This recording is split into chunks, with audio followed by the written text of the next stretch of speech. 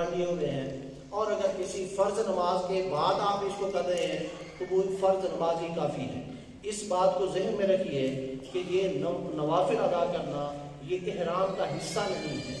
وقت اگر ہوگا تو آپ پڑھ لیں گے، وقت اگر نہیں ہے تو اس کو نہ پڑھنے سے آپ گنہگار نہیں ہوں گے، کسی طرح کے آپ کے اجر و ثواب میں کوئی کمی واقع نہیں ہوگی۔ حج کا پہلا دن 8 ذی الحج، اس میں ایک ہی کام ہے، آپ نے مینا میں ظہر سے پہلے پہنچانا ہے، وہاں پر ظہر، عصر، مغرب اور عشاء 8 ذی الحجہ کی یہ 4 نمازیں اور 9 ذی الحجہ کی فجر کی نماز آپ نے مینا کے میدان میں ادا کرنی ہے۔ وہاں پہ پھر مسائل پیدا ہوتے ہیں، جناب نماز ہم نے پوری پڑھنی ہے یا قصر کرنی ہے۔ اس کے لیے موٹا قانون آپ ذہن میں رکھ رہے ہیں، آپ کو مکہ کے اندر اگر 8 ذی الحجہ سے قبل 15 دن یا اس سے زیادہ مل چکے ہیں تو مینا، عرفات، مزدلفہ کے اندر آپ مقیم ہوں گے، آپ نمازیں پوری ادا کریں گے، چاہے وہ آپ اپنے امام کے ساتھ آپ کے خیمے کے اندر کے عالم صاحب مفتی صاحب تشریف فرمائے ہیں ان کے پیچھے نمازیں پڑھنے کی سعادت حاصل کیجیے، نہیں تو مسجد خیف آپ کے پاس ہے، وہاں پر جانا اگر آسان ہے تو وہاں پر ادا کیجیے، اکیلے نماز ادا نہ کیجیے۔ وہ آپ نے قصر پڑھنی ہے یا پوری پڑھنی ہے وہ میں نے اصول بتا دیا۔ اگر 15 دن آپ کو مکہ میں حج کے دنوں سے پہلے مل چکے ہیں تو مینا، عرفات، مزدلفہ میں آپ کیا ہوں گے؟ مقیم ہوں گے، اور اگر 15 دن نہیں ملے تو آپ کیا ہوں گے؟ مسافر کے قصر نماز ادا کریں گے۔ قصر ادا کا مطلب یہ ہے، قصر نماز کے ادا کرنے کا مطلب کہ جو 4 رکعت والے فرض ہیں ان 4 رکعتوں کی بجائے آپ نے 2 رکعتیں ادا کرنی ہیں، اور یہ قصر صرف فرضوں میں ہوتی ہے، سنتوں کے اندر، نوافل یا واجبات کے اندر نہیں ہوتی ہے۔ آپ کے پاس وقت موجود ہے تو کوئی بھی سنت، نفل، مستحب نہیں چھوڑنا، وہاں پر ہم تو جائے اللہ کو راضی کرنے کے لیے جا رہے ہیں، اور یہ نماز سب سے اہم ترین وہ عبادت ہے جو ہمیں اپنے رب سے سب سے زیادہ قریب کر دیتی ہے۔ سو ہم وہاں پر ہوں، ہم تو مسافر آسی صرف فرض ہی پڑھیں گے، تو باقی جو چیزیں ہم چھوڑ رہے ہیں اس کا نقصان ہم کس کو دے رہے ہیں؟ اپنے آپ کو، اپنے نام آباد کے اندر ہم لے کے کم ڈال رہے ہیں۔ سو اس لیے اس چیز کا لحاظ ہم نے کرنا ہے۔ حج کا پہلا دن ادا ہو گیا، کیا کرنا ہے پہلے دن میں؟ بسوں کے ذریعے جائیں گے یا ٹرین کے ذریعے سے جائیں گے؟ جن کو بسوں کا ٹکٹس ملے وہ بس کے ذریعے، جو ٹرین کا دیا گیا وہ ٹرین کے ذریعے، جو پیدل جانا چاہتے ہیں ان کے پیدل راستے موجود ہوں گے، لیکن آسانی اسی کے لیے ہوگی جن کو یہ راستے اور سیکھ چکے ہوں گے۔ سو 9 ذی الحجہ کو آپ نکلے، ان تینوں طریقوں میں سے کسی طریقوں کو آپ نے اپنایا، اور زوال سے پہلے امید ہے آپ سارے لوگ میدان عرفات کے اندر پہنچ چکے ہوں گے، اور آج رب کے راضی ہونے کا اور آپ کو راضی کرنے کا اور نام اعمال کو بالکل صاف شفاف اور بہترین کر لینے کا نام ہے، اور آج کے دن شیطان کو ذلیل الخوار اور رسوا کرنے کا دن ہے، اور رب رحمان کو راضی کرنے کا دن ہے، اور ہمارا آنسو کا ایک قطرہ ہمارے گناہوں کی سیاہی کو، اور جو اتنی گہری سیاہیاں ہیں، ہماری توبہ کا ایک آنسو ہی ہمارے ان تمام گناہوں کو دھو ڈالے گا۔ اللہ کی رحمت ہماری طرف متوجہ ہوگی، جو ہم مانگیں گے اللہ عطا فرمائے گا۔ اور آپ اس میدان کے اندر تشریف فرمائے ہیں جہاں پر حضرت آدم علیہ السلام سے لے کر نبی محترم شفیع معظم صلی اللہ تعالیٰ علیہ وسلم تشریف فرما ہوتے رہے اور ہوتے رہے ہیں اور قیامت تک ہوتے رہیں گے۔ اللہ کے فرشتے تشریف فرما ہوتے ہیں، اور اسی طرح جو شہداء، جو حجاج کرام حج کے دنوں میں فوت ہو جاتے ہیں تو ہر سال اللہ رب العزت ان کی طرف سے ایک فرشتہ مقرر فرما دیتا ہے، ہر سال وہ فرشتہ اس کی طرف سے وہ حج ادا کرتا ہے۔ تو اللہ کے فرشتے آج اس عمل کے اندر وہ آپ کے ساتھ شامل ہیں، اور اس دن میں جہاں پر اتنا بڑا اعزاز آپ سے ملنا ہے، اتنے بڑے پھر شیطان کی طرف سے پروپیگنڈے بھی ہوتے ہیں۔ کسی کا پاؤں ہمارے پاؤں پر آ گیا، کسی کو ہماری طرف سے دھکا لگ گیا، یا مجھے کسی کی طرف سے دھکا لگ گیا، وہاں پر پھر تو اور میں ہو جاتی ہے۔ برداشت، صبر اور کم کرنا ہے، زیادہ کرنا ہے۔ سو اس لیے کہ ہم نے جتنا بڑا اجر لینا ہے، جتنی بڑی ڈگری لینی ہے، اتنا ہی بڑے امتحان سے ہمیں گزرنا ہوتا ہے۔ سو شیطان ہر قدم کے اوپر ہمیں فیل کروانے کی کوشش کرے گا، اور ہمیں ہر قدم کے اوپر اسے ناکام کر کے اللہ کو راضی کرنے کی کوشش کرے گا۔ آج کا یہ حج کا جو وقت ہے، وقوف کا جو وقت ہے، یہ شروع ہو جاتا ہے، اور مغرب کی غروب آفتاب سے قبل تک یہ ٹائم ہوتے ہیں، اس سے پہلے پہلے جو بھی بندہ خدا اس میدان کے اندر آ جائے گا اللہ رب العزت کی نظر میں وہ آج حاضر ہو جائے گا۔ اور میرے محبوب نے فرمایا کہ جب بندہ حاضر ہو جاتا ہے تو اس کے نامہ اعمال ایسے ہو جاتے ہیں جیسے وہ آج ہی اپنی ماں کے پیٹ سے پیدا ہوا ہے، گناہ اس کے صاف ہو جاتے ہیں۔ تو آج حج کا دوسرا دن ہے اور آپ نے اس کو کہاں پر کس میدان میں گزارنا ہے؟ عرفات کے میدان میں۔ غروب آفتاب ہوگا، غروب آفتاب ہو چکا، اور نمازیں کیسے ادا کرنی ہے؟ یہاں پر بھی مسائل ہوتے ہیں۔ آپ اپنے خیموں میں رہیں، کیوں رہیں؟ اس لیے کہ ہر بندہ چاہتا ہے کہ ہم جناب مسجد نمرہ میں جائیں، بہت اچھی بات ہے، لیکن مسجد نمرہ عرفات کے ایک کونے میں ہے اور آپ کے خیمے عرفات کے دوسرے کونے میں ہیں۔ آپ جب اپنے خیموں کے، اور آپ کی ٹرین، آپ کی بس آپ کو آپ کے خیموں کے قریب چھوڑتی ہے، آپ ان سے اتر کر جب مسجد نمرہ کی طرف جانا چاہتے ہیں تو گویا کہ آپ یہ 25-30 لاکھ لوگوں کو کراس کر کے وہاں جانا چاہتے ہیں، اور پھر آپ کے گروپ کے جو دوست ہیں وہ آپ کے اس عمل سے آپ کو تلاش کرنے میں وہ آپ سے بچڑ جاتے ہیں، آپ ان سے بچڑ کر آپ ادھر اور وہ آپ کے پیچھے آپ کی تلاش میں۔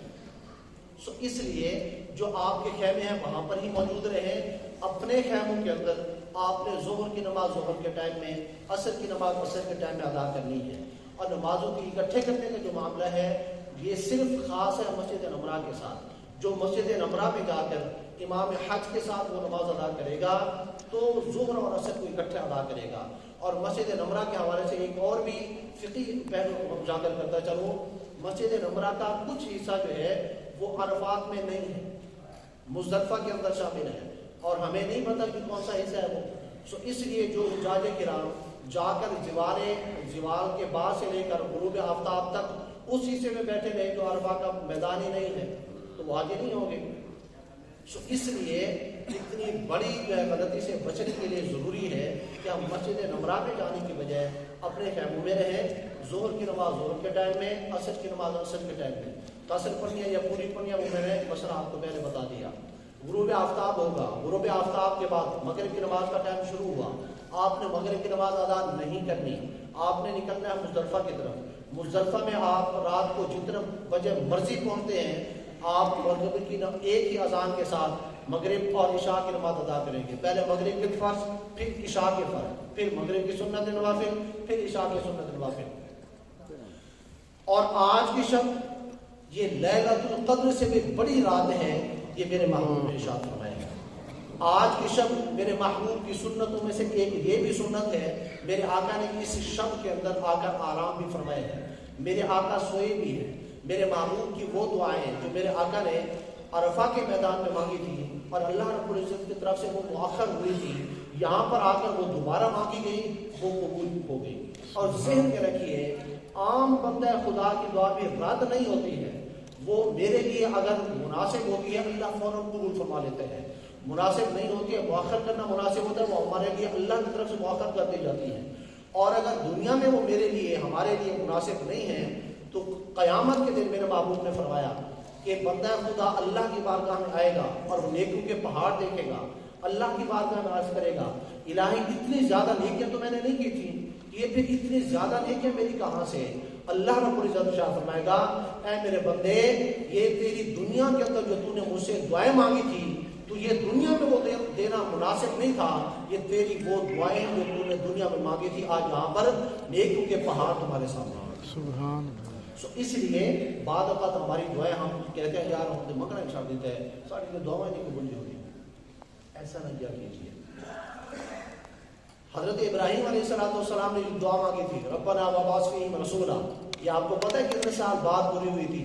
تقریباً 3000 سال بعد یہ دعا قبول ہوئی تھی اور کلمہ کا تشریف لائے تھے۔ اور اسی طرح حضرت آدم علیہ السلام کی دعا جو وہ مانگتے رہے 300 سال تک، حضرت آدم جب زمین پر تشریف فرما ہوئے دعا مانگتے رہے اور اللہ کے حیا سے انہوں نے زمین سے اوپر آنکھیں نہیں تھی اٹھائی، 300 سال تک نیچے نظر رکھی اور آنسو بہاتے رہے، رب کو مناتے رہے۔ یہ بات کرنے کا مقصد یہ تھا کہ آج کا دن دعائیں مانگنے کا دن ہے، اتنے جا کے سیاست میں نہیں چپ لینا، ادھر جا کر پھر غیبتیں نہیں کرنی، حسد نہیں کرنا، بغض نہیں کرنا، ادھر سے ہم نے اپنے دل کو صاف شفاف کر لے کر جانا ہے पाकीज़ा करके लेकर जाना है और वहां से फिर उसके ऊपर मोहर लगवा के लानी है पाकीज़गी की। है नहीं कि उत्थे जावांगे तो हाजी साहब पढ़ के आ जावांगे, नहीं। हमारे दोस्त हैं वो कहते हैं हाजी साहब जाते हैं चुरी होते हैं, वापस आते हैं छुरा होते हैं। तो हमने यहीं से ही चुरियां भी अगर हम हैं तो वो हमने अल्लाह के बारगाह में अल्लाह को राजी कर जाना है, अल्लाह के बंदों के मामलात मेरे साथ उनको माफ कर जाना है, और अगर किसी की हमने हज तलफी की हुई तो उसको राजी कर जाना है। तो आज का दिन अरफा का दिन है। हज का कौन सा दिन है? ये दूसरा दिन है। इस दिन का नाम क्या है? वकूफ़े अरफा का दिन है और 9 ज़िलहज है। मगरिब की नमाज का टाइम हो गया, नमाज आपने अदा नहीं की, किधर जा रहे हैं आप? मुज़दलिफ़ा की तरफ जा रहे हैं। मुज़दलिफ़ा में आप पहुंच चुके हैं, नमाज का तरीका मैंने आपको बता दिया, और 70 कंकरें आपने यहाँ से उठा लेनी है, आराम कर लिया, तहज्जुद के टाइम आप उठ गए, तहज्जुद की नमाज अदा कर ली, फजर की नमाज का टाइम हुआ, फजर की नमाज अदा कर ली, फजर की नमाज की अदायगी के बाद अब आप निकलने लगे हैं वापस मीना की तरफ। ये जमरात जो आपको दिखाएगा ये जमरात मीना के अंदर है। आज आपने शैतान को कंकरियां मारनी है, कंकरियां मारनी, क्या मारनी है? जूते नहीं जो मारने, वो हाजी साहब जूते नहीं मारे तो बोल रहे थे सोटिया नहीं। तो इसलिए वहां पर सिर्फ वो जो कंकरियां उन्हीं पर ही इक्तिफा करने हैं और अल्लाह अकबर कहते हुए मारना है। वो भी जो हम वीडियो के अंदर गैरर देखते हैं तेरी ऐसी थे वैसी, वो नहीं करना। और ये इस तसव्वुर के साथ कि अल्लाह तुझे खुश करने के लिए और शैतान को जलील और ख्वार करने के लिए न मार, अपने नफ्स के खिलाफ और अपने नफ्स के खिलाफ मैं जाने का ऐलान करता हूँ और तेरी फरमाबरदारी की तरफ आने का मैं ऐलान करता हूँ, और शैतान के खिलाफ जाने का और शैतान को ज़िल और ख्वार करने के लिए अल्लाह अकबर कहते हुए ये इसका स्टाइल और अंदाज होगा। साहबा कहते हैं कि करीम आका जब कंकरियां मार रहे थे तो महबूब अलैहिस्सलाम के बदरों की रोशनाई हम महसूस कर रहे थे, अपनी आंखों से देख रहे थे। तो आज आपने तीनों जमरात वहां पर मौजूद है, लेकिन आज छोटे को भी छोड़ देना है, दरमियानों को भी छोड़ देना है। आज सिर्फ बड़े शैतान को 7 कंकरियां मारनी है। कंकरियां मारने से कबल जब आप इस जमरा के ऊपर पहुंचेंगे, आप इससे कबल तलबिया ही तलबिया तलबिया तलबिया और तलबिया ही पढ़ रहे थे, यहाँ पर पहुंचकर आपका तलबिया स्टॉप हो गया। इसके बाद अगला जो वाजिब है वो है कुर्बानी करना। कुर्बानी का टोकन आप जब मक्का में जाएंगे वहां से आपको दे दिया जाएगा, उसका टाइम आपको बता दिया जाएगा। जो टाइम आपको बताया जाता है उससे 2-3 घंटे मजीद इंतजार कर लें, क्योंकि फुक़हाए अहनाफ के नज़दीक जमरात, कुर्बानी और कसर करवाने के या हल्क करवाने के दरमियान ये तरतीब वाजिब है। यानी पहले ही आज के दिन में पहले शैतान को कंकरियां मारी जाएंगी, फिर कुर्बानी की जाएगी, उसके बाद टिंड करवाई जाएगी। ये तरतीब लाजिम है इन तीनों चीज़ों के अंदर, इन तीनों चीज़ों के अंदर ये तरतीब लाजिम है। बाद लोग यहाँ पर सवाल करते हैं कि जनाब वो क्या हम रमी करने के बाद जमरात को कंकरियां मारने के बाद हम तवाफ़ ज़ियारत के लिए जा सकते हैं? तो इसके लिए फुक़हाए किराम ने अगरचे इजाज़त लिखी है लेकिन कराहत के साथ है, यानी ये अमल मकरूह है। ये तरतीब जो है इस पर अगर हम अमल करें तो इस मकरूह से भी हम बच जाएंगे। सो आज उनका जो काम है 10 ज़िलहज है। हज का कितना दिन है? तीसरा। हज का कौन सा दिन है? तीसरा दिन। हज के कितने दिन थे? 5। कौन कौन से? 8, 9, 10, 11, 12। 10 ज़िलहज में आप मौजूद है सर। और मैदान कौन सा है? मीना में आप आगे हैं। मीना में आज आपने बड़े शैतान की जो है चतुर कर ली है, कंकरियां मार ली है। इसके करने के बाद मैं जो दोस्तों को मशवरा देता हूँ, कुर्बानी आपकी हो गई, 2 घंटे बाद आपने टेंट करवा लिया, अपने खैमे के अंदर मीना में वापस आ जाए और आराम करें, सुकून करें। एहराम की पाबंदियों से आप बाहर आ गए हैं। एहराम की चादरें आपने उतार दी, सादा लिबास पहनना चाहते हैं वो पहन लिया, नहाना चाहते हैं नहा लें, सारी पाबंदियां खत्म सिवाय एक के, मियाँ बीवी के ताल्लुकात नहीं हो सकते, इसके अलावा आप सब कर सकते हैं। और ज़हन में रखिए, ये अगर खुदा न खासा कोई तवाफ़े ज़ियारत को छोड़ते हैं और तो सारी जिंदगी मियाँ बीवी एक दूसरे के हलाल नहीं होंगे। अगर वो कमा रहे हैं, बाद में निकाह भी कर लेते हैं, तो भी ये ताल्लुकात उनके लिए जायज़ नहीं होंगे।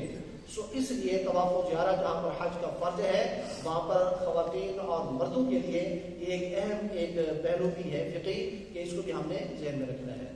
سو آج آپ نے یہ تینوں کام کر لیے، کنکریاں بھی مار لی، قربانی بھی آپ کی ہو گئی، ٹنٹ بھی آپ ہو گیا، آپ نے آرام کر لیا۔ میرا مشورہ یہ ہے کہ یہ طواف زیارہ ادا آپ کر سکتے ہیں 10 کو یا 11 کو، چاہے تو آپ 12 کو کر سکتے ہیں، لیکن 12 ذی الحجہ کے غروب سے پہلے اس کو ادا کرنا واجب ہے۔ اس کے بعد اگر کوئی اس کو مؤخر کرتا ہے تو اس کے اوپر دم آئے گا، لیکن خواتین کے لیے یہ اعزاز ہے اور یہ رخصت ہے کہ خواتین اگر ان دنوں میں مخصوص ایام میں عذر کے اندر آ جاتی ہے تو پریشان ہونے کی ضرورت نہیں ہے۔ یہ سارے اعمال جو اب تک میں نے بتائے ہیں یہ سارے کریں گی، سوائے طواف و زیارہ ادا نہیں کریں گی۔ طواف و زیارہ اگر یہ 12 ذی الحجہ بھی گزر جاتی ہے، 13 یا 14 کو جو پاک ہوتی ہے تو بھی کوئی ایشو نہیں ہے۔ جب یہ پاک ہوگی تبھی جا کر اللہ کے گھر کا طواف کریں گی اور طواف و زیارہ ادا کریں گی۔ یہ 7 چکر لگائیں گے آپ سب، مرد بھی خواتین بھی، اور اس کے ساتھ صحیح بھی لازم ہے۔ یہ سادہ لباس کے اندر ہوگا، کپڑوں کے اندر آپ کر سکتے ہیں، اور 7 چکر لگائیں گے اور مقام ابراہیم پر 2 نفل ادا کریں گے، صفا مروا کی صحیح کریں گے، طواف و زیارہ ادا ہو گیا۔ اب آپ کے اوپر ساری پابندیاں ختم۔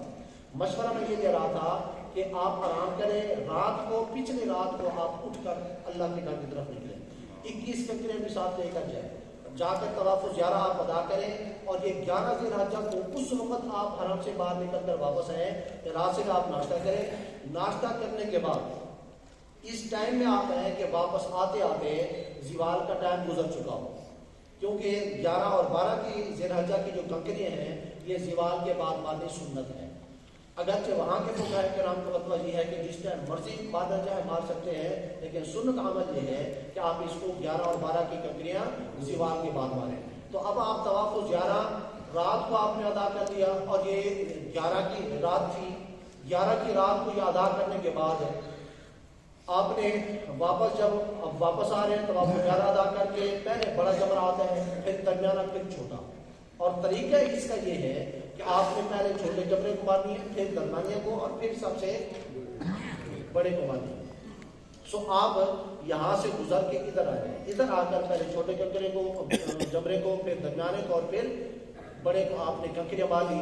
کنکریاں مارنے کے بعد اب 12 ذی الحجہ کی کنکریاں ہیں وہ بھی زوال کے بعد ماریں، سامان اپنا سارا لیں، غروب آفتاب سے پہلے مینا سے آپ نکل کر اپنے ہوٹلوں میں چلے گئے۔ ہوٹل میں آپ آ گئے ہیں، اور اگر کوئی شخص 12 ذی الحجہ کے غروب آفتاب اس کو مینا میں ہی ہو جاتی ہے، پھر اس کے جو حکم یہ ہے کہ وہ وہیں پر رہے۔ 13 ذی الحجہ کی کنکریاں جو ہے وہ زوال سے پہلے مار سکتے ہیں، کنکریاں مار کے پھر وہ واپس اپنے ہوٹل کے اندر آ جائے گا۔ حج کے سارے فرائض بھی ادا ہو گئے ہیں، حج کے واجبات بھی ادا ہو گئے ہیں۔ ایک واجب رہتا ہے طواف وداع، جو طواف زیارہ کے بعد جو بھی نفلی طواف آپ کریں گے تو وہ نفلی طواف بھی کرنا چاہیے آپ کو واجب کی نیت سے، اور ہر جگہ پر جب آپ عمرہ کریں گے تب بھی نیت کریں، طواف کریں گے تب بھی نیت کریں، صفا مروا کے صحیح کریں گے تب بھی نیت کریں، اسی طرح طواف و زیارہ ادا کریں نیت کریں، طواف وداع ادا کریں تب بھی نیت کر لیں، کیونکہ انما الاعمال بالنیات، ہماری نیتوں کا جو دار و مدار ہے، ہمارے اعمال کا دار و مدار ہے، ہماری نیتوں پر ہوتا ہے۔ اس لیے جو بھی عمل کریں اس کو جو ہے وہ، اور نیت کیا ہے، وہ دل کے اندر جو ہے وہ سوچ کا نام ہے۔ زبان سے اگر ہم ادا کر لیتے ہیں تو بہت اچھی بات ہے۔ تو سر یہ مختصر انداز کے اندر میں نے حج اور عمرے کو آپ کے سامنے بیان کر دیا، آپ کے کو پلے پڑا ہے۔